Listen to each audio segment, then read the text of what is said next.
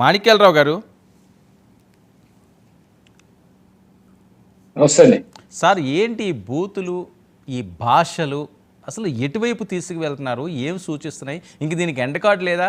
19 నుంచి 24 వరకు ఇది అలాగ ప్రచారం అయింది. మీరు పెద్ద ఎత్తున చాలాసార్లు ఆగ్రహం వ్యక్తం చేశారు, ఆవేశాలు వ్యక్తం చేశారు. కానీ అది ఎక్కడా ఫుల్ స్టాప్ పడుతున్నట్టు లేదు. భారతీయ గారిని అతను మాట్లాడిన మాటలు మీరు వినే ఉంటారు. ఇంకా అది నేను వినిపించడానికి నేను అంత సాహసం చేయలేను. ఆ తర్వాత మళ్ళీ నేను కాళ్ళు పట్టుకుంటాను, తప్పు అయిపోయిందండి, నన్ను క్షమించండి అని నేను మాట్లాడడం. ఆయన వెళ్తుంటే గోరంట్ల మాధవ్ గారు ఆయన్ని వెంబడించడం సినీ ఫక్కీలో. ఎటువైపు తీసుకెళ్తున్నారు రాజకీయాలని?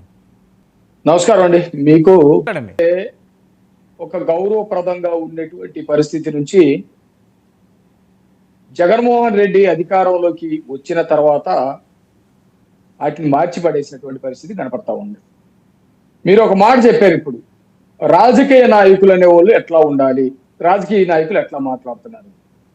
రాజకీయ నాయకులు నిజంగానే ఎట్లా ఉండారు?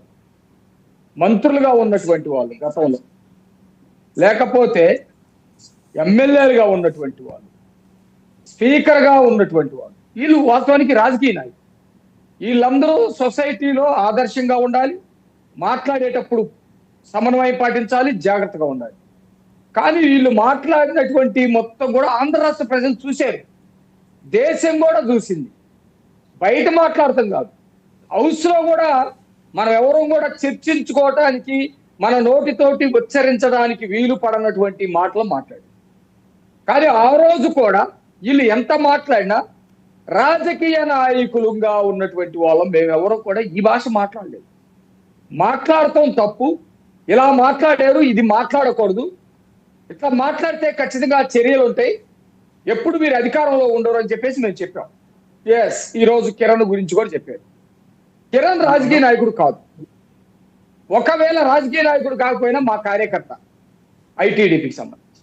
కిరణ్ మాట్లాడింది 100కి 1000% తప్పు. మేము వెంటనే నిర్ణయం తీసుకున్నాం. వెంటనే మా ప్రభుత్వం ఉండి మాకు సంబంధించినటువంటి అధినేతలు అతని మీద ఆగ్రహం వ్యక్తం చేయటమే కాకుండా అతన్ని సస్పెండ్ చేయడం జరిగింది. తర్వాత పోలీసులు కేసు కట్టి అరెస్ట్ చేయడం కూడా జరిగింది. ఒకటి, అతను రాజకీయ నాయకుడు కాదు, కార్యకర్త అయినా కూడా మేము తప్పని చెప్పాం, వెంటనే అరెస్టులు కూడా జరిగింది. దీనిని ఒక సభల్లో ప్రాతినిధ్యం వస్తున్నటువంటి ఎమ్మెల్యేలు మాట్లాడిన దానికి, సభ మొత్తానికి నాయకుడుగా ఉన్న స్పీకర్లు మాట్లాడిన దానికి, మంత్రులుగా ఉన్నటువంటి వాళ్ళు మాట్లాడిన దానికి రెండు ఎట్లా సమానం అవుతాయి? రాజకీయ నాయకులు ఎవరు? వాళ్ళు ఆ రోజు కొడాలి నాని రాజకీయ నాయకుడు, దాదాపు 4 సార్లు ఎమ్మెల్యేగా గెలిచినటువంటి వ్యక్తి. జోగి రమేష్, అంబటి రాంబాబు, రోజా, స్పీకర్ తమ్మినేని, వీళ్ళు రాజకీయ నాయకులు. నిజంగానే నేను ఒప్పుకుంటున్నా, రాజకీయ నాయకులుగా ఉండి ఆ రోజు వాళ్ళు మాట్లాడినటువంటి మాటలకి వాళ్ళ ముఖ్యమంత్రి కానీ, వాళ్ళ పార్టీ పెద్దలు కానీ, వాళ్ళ సలహాదారులు కానీ, వాళ్ళ కుటుంబ సభ్యులు కానీ ఎవరైనా ఇది తప్పు అన్న దాఖలు ఒక్కడన్నా చూస్తారా? మేము ఈరోజు ఇమ్మీడియట్ గా స్పందించాం, ఇది తప్పు, ఏమయ్యా ఎందుకు మాట్లాడతారు అని ముఖ్యమంత్రి ఎవరైనా మాట్లాడినట్టు కానీ, లేకపోతే గతంలో ముఖ్యమంత్రి మాట్లాడినట్టు కానీ, లేకపోతే ఆదేశాలు ఇచ్చినట్టు కానీ, మాట్లాడొద్దని వాళ్ళకి ఇంటర్నల్ గా చెప్పినట్టు కానీ ఎక్కడైనా వచ్చిందా?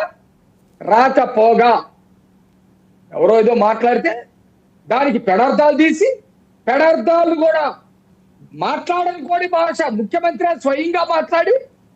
సరేనండి, అది కాదండి. ఒక్క విషయం మాణిక్యాలరావు గారు, గతాన్ని మనం ఎంత తవ్వుకున్నా అది మళ్ళీ తిరిగి రాదు. వాళ్ళు అలా చేసారేమో, అలా అనుకున్నారేమో ప్రజలు. సరే, 11 సీట్లే వచ్చినాయి. ఇప్పుడు మీరు చేసేదేంటి, చేయబోయేదేంటి, ఇలాంటి వాటికి ఎలాంటి ఫుల్ స్టాప్ పడుతున్నదని కదా మనకు కావాల్సిన సమాధానం.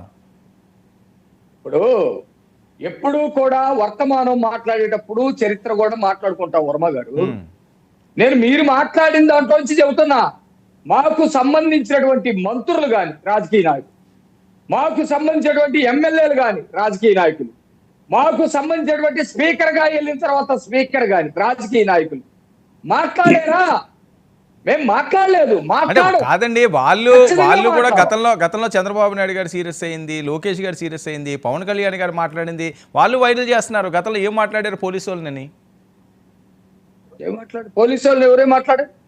పోలీసులు మేము ఎంత మాట్లాడినా ఒక పద్ధతిగా చెప్పేవాళ్ళం. మీరు వన్ సైడ్ గా చేయొద్దు, లేకపోతే వైసీపీ